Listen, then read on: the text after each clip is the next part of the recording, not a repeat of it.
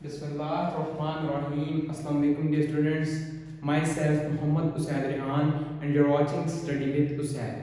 Last time बच्चों हमने bacteria का चैप्टर शुरू किया हुआ था और कंपोनेंट्स ऑफ बैक्टीरियल सेल पढ़े हमने लास्ट टाइम, जिनमें राइबोसोम्स देखे हमने, स्पोर्स देखे, सिस्ट देखे। आज हम अपने आखिरी कुछ टॉपिक्स के साथ आए हैं, जिसमें एक तो है कंट्रोल ऑफ बैक्टीरिया और दूसरा है use and misuse of antibiotics. तो कंट्रोल ऑफ बैक्टीरिया बेसिकली जो एफएससी की बुक्स पे लिखा हुआ है वो ही है, तकरीबन ज्यादा इनमें चीजें नहीं है। इसके अलावा mode of nutrition of bacteria ये हमारे सिलेबस के अंदर नहीं है, मगर आपने ये एक दफा जरूर पढ़ लेना है अपनी बुक से। दूसरी इसके आगे उसने मुझे लिखे हुए हैं कि एनारोबिक बैक्टीरिया कौन सा है, एरोबिक कौन सा है, फैकल्टेटिव कौन सा है और माइक्रो एरोफिलिक कौन सा है। ये भी आपने एक दफा देख लेना है, इसको भी एमसीक्यूज के तौर पे इतने ये छोटे छोटे पॉइंट्स आ सकते हैं, चाहे ये आउट ऑफ सिलेबस है मगर ये आ सकते हैं एमसीक्यूज के तौर पे। अच्छा तो बच्चों हम शुरू करते हैं कंट्रोल ऑफ बैक्टीरिया। बैक्टीरिया क्योंकि हमें इंडस्ट्रियली भी और डोमेस्टिकली भी बहुत ज्यादा नुकसान पहुंचाते हैं और बहुत ज्यादा बैक्टीरिया हमारे लिए यूजफुल भी हैं इकोलॉजिकल तौर पे भी, और इसके अलावा हमारे लिए इकोनॉमिकल तौर पे भी, और हमारे लिए कुछ बैक्टीरिया एंटीबायोटिक्स के तौर पे भी काम आते हैं, जैसा कि क्लास है एक्टिनोमाइसिस, वो एंटीबायोटिक्स के तौर पे काम आते हैं। और बच्चों कंट्रोल ऑफ बैक्टीरिया के अंदर हमारे पास दो मेथड्स हैं बैक्टीरिया को कंट्रोल करने के लिए। First one are physical methods, the other one are chemical methods. Physical method से शुरू करते हैं। फिजिकल मेथड्स कहता है कि use of physical agents to control bacteria and micro organisms. Physical agents का इस्तेमाल किया जाता है बैक्टीरिया और माइक्रो ऑर्गेनिजम्स को किल करने के लिए। इस प्रोसेस को हम स्टेरिलाइजेशन कहते हैं, इस प्रोसेस को जिसमें फिजिकल एजेंट्स इस्तेमाल हो। और बहुत फेमस एमसीक्यूज है कि sterilization is destruction of all life forms. Sterilization bacteria की तमाम जितनी कॉलोनीज होंगी उन तमाम की तमाम को डिस्ट्रॉय कर देगा। स्टेरिलाइजेशन किसी बैक्टीरिया को नहीं छोड़ेगा, it is the destruction of all life forms. अच्छा, फिजिकल मेथड्स के अंदर हमारे पास फिर प्रोसेस से शुरू होते हैं। पहला जो प्रोसेस है वो है यूज ऑफ हीट।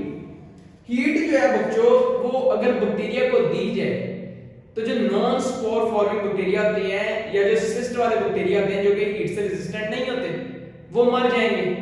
अच्छा, इस प्रोसेस के लिए हम ड्राई हीट भी यूज करते हैं और मॉइस्ट हीट भी यूज करते हैं। जब बच्चों हम मॉइस्ट हीट यूज करते हैं तो it causes coagulation of proteins in bacteria and kills microbes. ये बैक्टीरिया के अंदर कोएगुलेशन करवा देता है प्रोटीन्स की। नंबर 2, जब ड्राई हीट यूज होती है तो ये ऑक्सीडेशन कर देता है केमिकल कॉन्स्टिट्यूएंट्स ऑफ बैक्टीरिया की। जैसे ही बैक्टीरिया के अंदर जो केमिकल कॉन्स्टिट्यूएंट्स हैं उसकी ऑक्सीडेशन होगी हीट की वजह से तो बैक्टीरिया मर जाएगा। Next one is use of radiation. Electromagnetic radiation use होती है बैक्टीरिया को किल करने के लिए। जो सबसे ज्यादा यूजफुल रेडिएशंस हैं इस प्रोसेस के लिए वो है गामा रेडिएशंस। ज्यादातर वो रेडिएशन इस्तेमाल की जाती हैं जिनकी जो वेवलेंथ है वो 300 नैनोमीटर से बिलो हो। अच्छा, अगला मेथड है हमारे पास यूज ऑफ मेम्ब्रेन फिल्टर्स। बच्चों कुछ ऐसे भी कंपाउंड्स हैं जिनको हम हीट नहीं कर सकते या रेडिएशंस नहीं उनके ऊपर मार सकते क्योंकि वो हीट और लाइट सेंसिटिव होते हैं। तो उनके लिए क्या किया जाए? उनके लिए बच्चों मेम्ब्रेन फिल्टर्स यूज किए जाते हैं जिनके अंदर से उसको पास आउट किया जाता है और उनको फिल्टर किया जाता है। इनमें हमारे पास है जी हीट सेंसिटिव कंपाउंड्स जैसा कि ब्लड प्रोडक्ट्स हो गए, हमारे एंटीबायोटिक्स हो गए, सिराज हो गए, वैक्सीन्स हो गए और हमारे ब्लड प्रोडक्ट्स हो गए। इसके अलावा एक लुइस पास्चर ने जो साइंटिस्ट था उसने एक मेथड इंट्रोड्यूस करवाया था पैस्चराइजेशन। पैस्चराइजेशन में भी बच्चों बॉयल किया जाता था, बॉयल किया जाता था किसी भी चीज को ताकि उसके अंदर से नॉन स्पोर फॉर्मिंग बैक्टीरिया को मारा जा सके। पैस्चराइजेशन मिल्क के लिए एक बहुत अच्छी चीज साबित है, यानी कि मिल्क को अगर बैक्टीरिया से बचाना हो, दूध को बैक्टीरिया से बचाना हो तो उसकी पैस्चराइजेशन करें, उसको बॉयल करें। इसके लिए हमारे पास है जी कि या तो हम हीट करें 71 डिग्री सेंटीग्रेड पे फॉर 15 सेकंड या हम हीट करें 62 डिग्री सेंटीग्रेड पे 32 मिनट के लिए। यानी कि अगर तो हीट कम देंगे तो हमें टाइम इंक्रीज करना पड़ेगा और अगर हीट ज्यादा है तो टाइम कम हो जाएगा। ये दोनों एमसीक्यूज हैं। और इसके अलावा जो मोस्ट इफेक्टिव मेथड है वो है heating eight 140 degree centigrade, heating eight 140 degree centigrade for 3 second. यानी कि सर 3 सेकंड के लिए 140 डिग्री सेंटीग्रेड पे अगर आप मिल्क को बॉईल करें, मिल्क की पैस्चराइजेशन करें, तो वो बैक्टीरिया से पाक हो जाएगा, उसके अंदर जितने बैक्टीरिया होंगे वो मर जाएंगे सारे। नेक्स्ट जो है हमारे पास है डिहाइड्रेशन। डिहाइड्रेशन बच्चों, जब हम किसी चीज को डिहाइड्रेशन करें, उसमें से वाटर को रिमूव कर दें, तो क्या होगा? If water is not available then bacteria will not grow. Bacteria को वाटर की डेफिशिएंसी होगी और वो उधर ग्रो ही नहीं कर सकेंगे। अच्छा, एडिशन ऑफ प्रिजर्वेटिव्स, हम कुछ प्रिजर्वेटिव्स भी इस्तेमाल करते हैं बैक्टीरिया की ग्रोथ को रोकने के लिए, जैसा कि सिरका, vinegar is one of them, जो हम यूज करते हैं डोमेस्टिकली। इसके अलावा पोटेशियम मेटाबाइसल्फाइड भी यूज करते हैं, is added in pickles, jams and candies.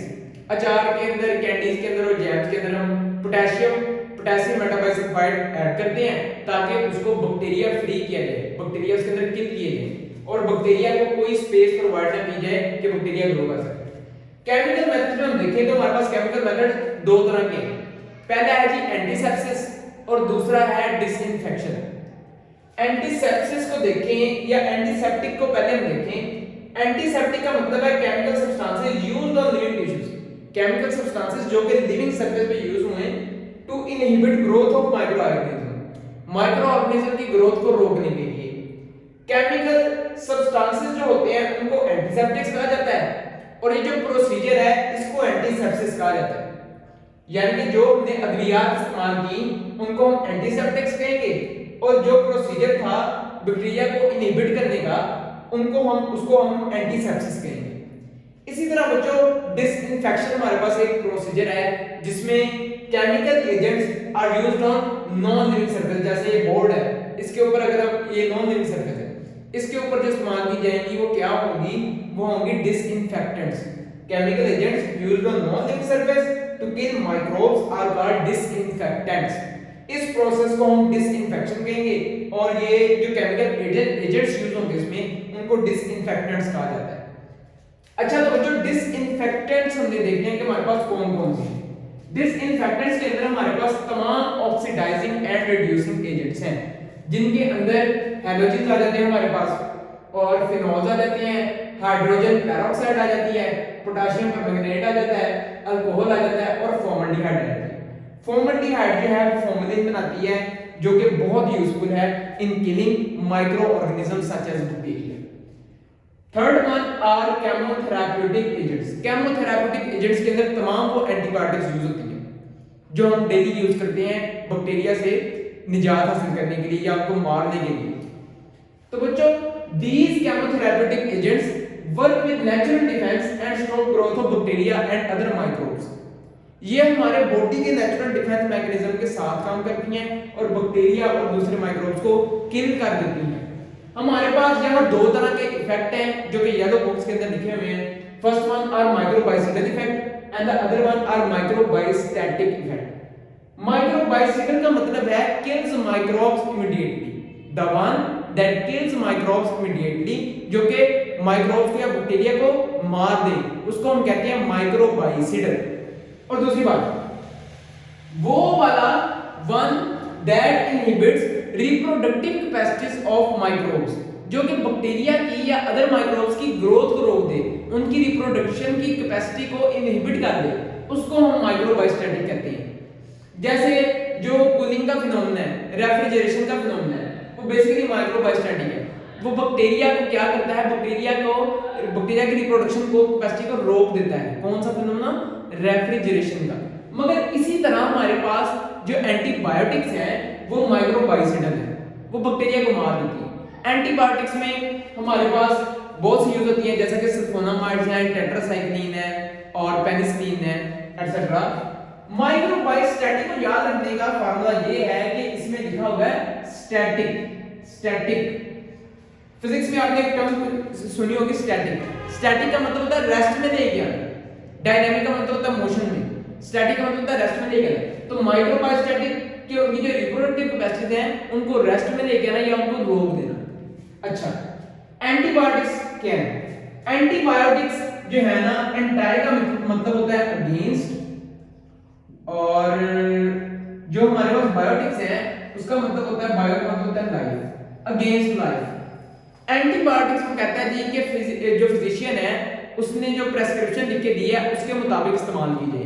अगर हम मैसिव क्वांटिटी में एंटीबायोटिक्स इस्तेमाल करेंगे तो बैक्टीरिया के अंदर रेजिस्टेंस पैदा होगी अगेंस्ट एंटीबायोटिक्स। इसके अलावा ये डेथ तक कॉज कर सकती है एक ह्यूमन बीइंग के अंदर। एंटीबायोटिक्स के मिसयूज 3 लिखे हुए हैं। पेनिसिलिन जो है अगर उसका ज्यादा इस्तेमाल किया जाए then it can cause allergic reactions.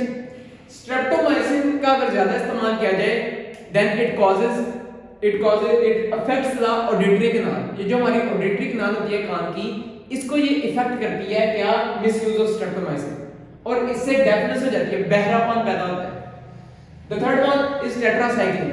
बच्चों टेट्रासाइक्लिन का अगर मिसयूज किया जाए तो चाइल्ड के अंदर परमानेंट डिकलरेशन ऑफ टीथ हो सकती है, परमानेंट डिकलरेशन ऑफ टीथ। ये चीजें आपने याद रखनी है। इसका कुछ हिस्सा रह गया इकोलॉजिकल इंपॉर्टेंस और इकोनॉमिकल इंपॉर्टेंस, वो सिर्फ देख के पढ़ने वाला है, उसमें कोई कॉन्सेप्ट नहीं है, रट्टा मार चीज है, इंफॉर्मेशन दी हुई है सिर्फ, वो मैं आपको अपने इंस्टाग्राम हैंडल पे शेयर कर दूंगा। बच्चों मुझे भी अपनी दुआओं में याद रखें और स्टूडेंट्स के साथ शेयर भी करें इस टॉपिक को, और अगर पसंद आए तो लाइक भी करें और सब्सक्राइब भी करें। नेक्स्ट लेक्चर तक अल्लाह हाफिज़।